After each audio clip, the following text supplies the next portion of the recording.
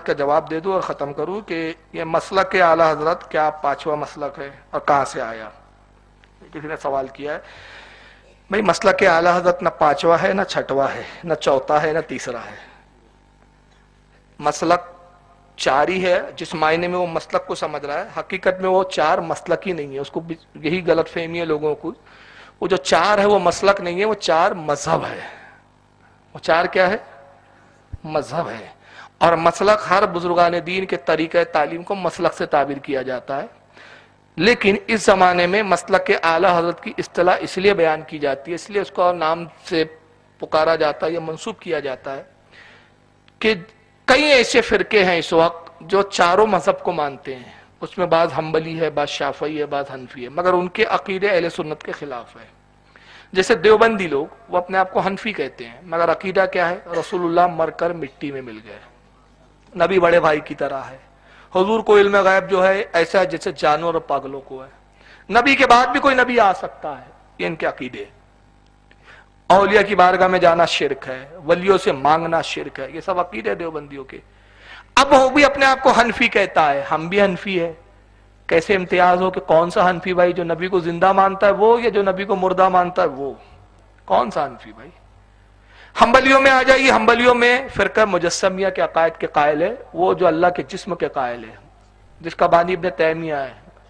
آج سعودیہ میں جو نجدی جو لوگ ہیں وہ غیر مقلد نہیں، حقیقت میں ہندوستان کے غیر مقلد ہے جو وہابی ہے، وہاں کے حنبلی ہے، مگر عقیدہ ان کا بہت گندا ہے۔ معاذ اللہ کہتے ہیں اللہ کا جسم ہے، ہاتھ ہے، پیر ہے، کان ہے، ناک ہے، اور اللہ اپنے جسم کے ساتھ، اپنے وجود کے ساتھ عرش کے اوپر بیٹھتا ہے اور عرش سے اترتا ہے۔ ان کی کتابوں میں بھرا پڑا ہے، میرے پاس کتابیں بھی یہاں موجود ہے، لیکن اب وقت نہیں ہوتا دکھانے کا۔ بلکہ یہ قاسم نانوتوی دیوبند کے، ان کے بارے میں یہاں تک لکھا ہے، کتاب رکھی ہے سوانح قاسمی جلد اول، کہ مولانا قاسم نانوتوی اللہ کی گود میں بیٹھا کرتے تھے، تو یہ اللہ کے جسم کو مانتے ہیں۔ اور اہل سنت کا عقیدہ اللہ جسم سے پاک، جسمانیات سے پاک، حدوں سے پاک، حدود سے پاک، لمٹ سے پاک، اعضاء سے پاک۔ تو ہمارا یہ عقیدہ اللہ کے بارے میں۔ تو کون سا حنبلی بھائی؟ اللہ کے جسم ماننے والا حنبلی، یا اللہ کو جو جسم نہیں مانتا وہ حنبلی؟ شیعوں میں، پھر شافعیوں میں تفضیلی فرقہ ہے، وہ شافعی بولتے ہیں اپنے آپ کو، امام شافعی کے طریقے پہ نماز پڑھتے ہیں، رفع دین وغیرہ سب کرتے ہیں، مگر عقیدہ کیا ہے؟ ابو بکر صدیق سے افضل حضرت علی ہے۔ نعوذ باللہ بعض اس میں اتنے غلو کرتے ہیں کہ نازبی اور کہتے ہیں کہ نعوذ باللہ حضرت علی تو ایمان پر ہی نہیں ہے، علی نے کفر کر دیا۔ پھر انہی میں بعض وہ ہے تفضیلیوں میں جو خارجیت کی طرف چلے گئے، ان کا عقیدہ یہ معاذ اللہ کہ صرف 6 صحابہ تھے جو رسول کے بعد ایمان پہ رہے، باقی سارے صحابہ ایمان سے پھر گئے تھے، دوبارہ مرتد ہو گئے۔ تو بھائی کون سا شافعی؟ وہ شافعی جو اہل سنت والا شافعی ہے، جو ابو بکر صدیق کو سب سے افضل مانتا ہے، جو حضرت علی کو بھی مومن جانتا ہے، جو سارے صحابہ کو مومن اور حق پر جانتا ہے، وہ شافعی ہے؟ وہ جو معاذ اللہ سارے صحابہ کو کافر کہتا پھر رہا ہے، کون سا شافعی بھائی؟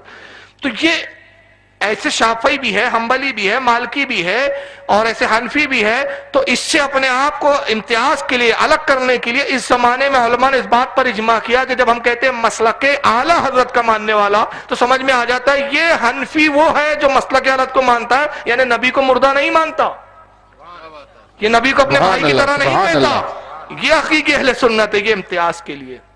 اور اگر آپ میری ان باتوں سے مطمئن نہ ہو تو میں بھی آپ کو ایک دلیل سے بہت آسانی سے مطمئن کر دوں گا انشاءاللہ۔ یہ اصل میں کچھ فتین قسم کے لوگ شبہات پیدا کرتے ہیں ذہنوں میں کہ پانچواں کہاں سے آیا، چھٹا کہاں سے آیا۔ ان بیچاروں کو یہی نہیں معلوم کہ اعلیٰ حضرت خود مقلد ہے، مجتہد نہیں ہے، اور مذہب کے لیے مجتہد فی مذہب ہونا چاہیے۔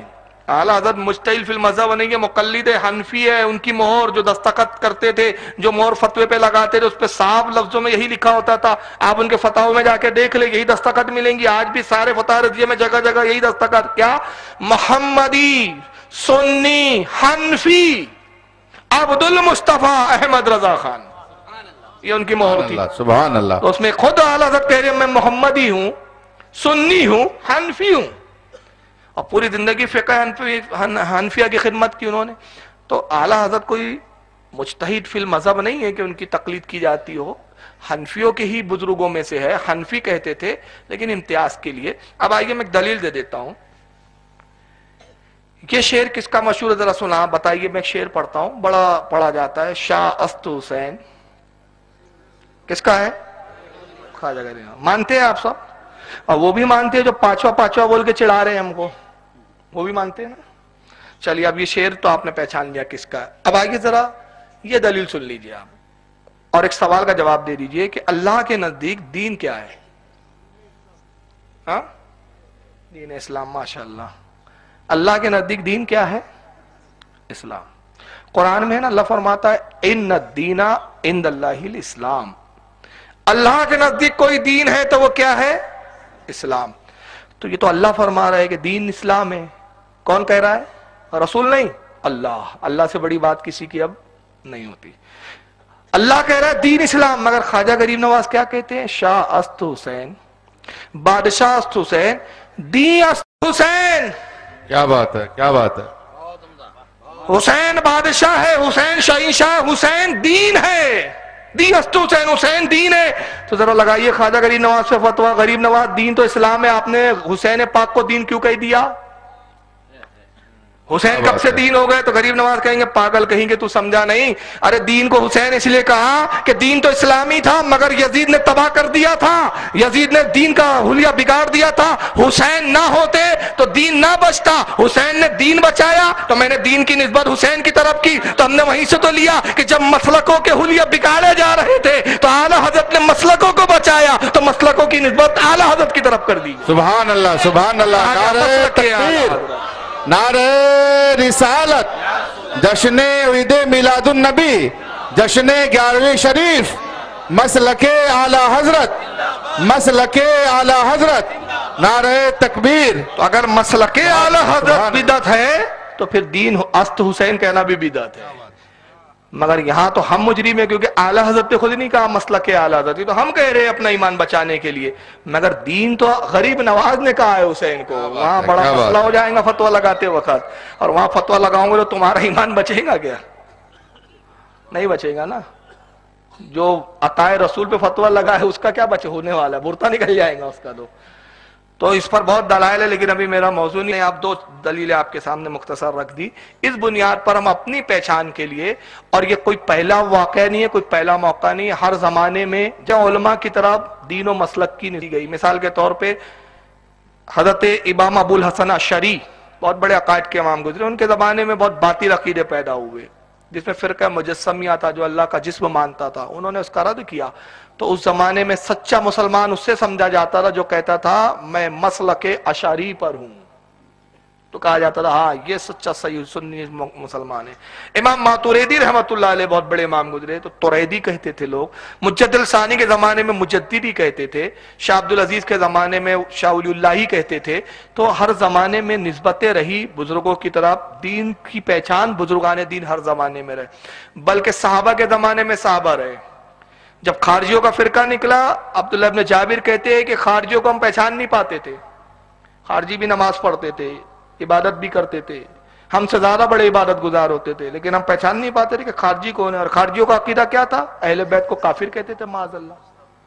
سب سے بڑے دشمن حضرت علی کے تھے. وہ حضرت علی کو کافر کے بغیر، لفظ کے بغیر نام تک نہیں لیتے تھے ان کا. کہتے تھے پکا چھٹا کافر ہے علی.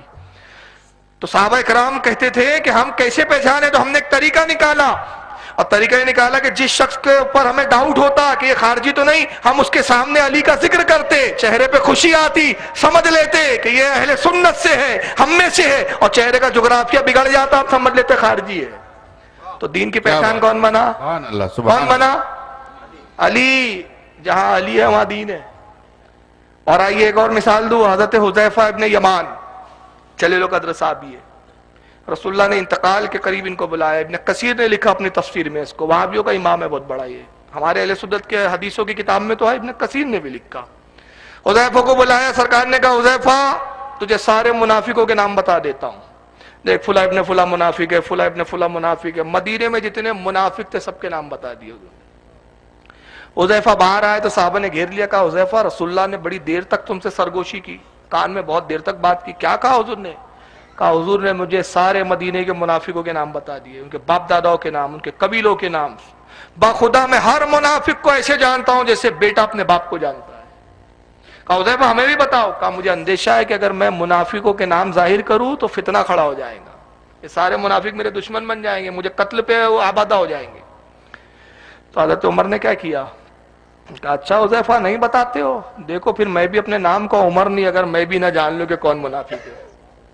حضرت عمر نے کیا طریقہ ایجاد کیا؟ جب ان کا دور خلافت آیا تو مدینے میں جب بھی کوئی مرتا تو جنازہ لایا جاتا مسجد نبوی کے پاس، اور رواج اور دستور یہ تھا کہ وقت امیر المومنین ہی نماز جنازہ پڑھائے۔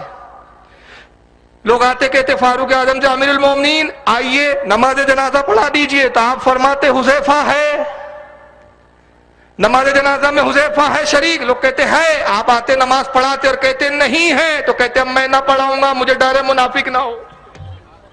حذیفہ نہیں ہے مطلب منافق ہو سکتا ہے۔ تو جہاں حذیفہ ہے وہاں ایمان ہے، اور جہاں ابو حذیفہ نہیں وہاں شک ہے۔ تو آج کے زمانے میں جہاں اعلیٰ حضرت ہے وہاں سنیت ہے، اور جہاں اعلیٰ نہیں وہاں ڈاؤٹ ہے۔ سبحان اللہ سبحان اللہ سبحان اللہ، نعرہ تکبیر، نعرہ رسالت، مسلک اعلیٰ حضرت، عشق و محبت، عشق و محبت، عشق و محبت، عشق و محبت، یاد رکھیے، نعرہ تکبیر، نعرہ رسالت۔ یاد رکھیے اعلیٰ حضرت کسی سلسلے کی پراپرٹی کا نام نہیں ہے، کسی رضویت کا نام نہیں ہے، کسی قادری کا نہیں، وہ سارے سلسلوں کے امام ہیں۔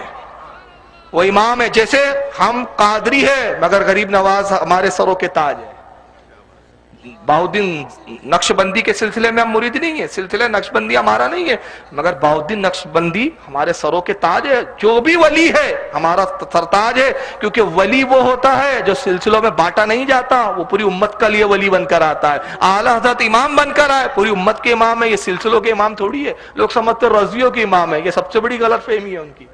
آپ کسی بھی سلسلے میں رہیے، آپ قادری رہیے، چشتی رہیے، نقشبندی رہیے، اشرفی رہیے، آپ آسوی رہیے، جو سلسلے میں آپ کو رہنا رہیے، مگر عقیدے کی جب بات آئیں گی تو عقیدہ اہل سنت کی پہچان مسلک کے اعلیٰ حضرت۔ اللہ تعالی ہم سب کو توفیق عطا فرمائے۔ وما علینا الا البلاغ المبین۔ السلام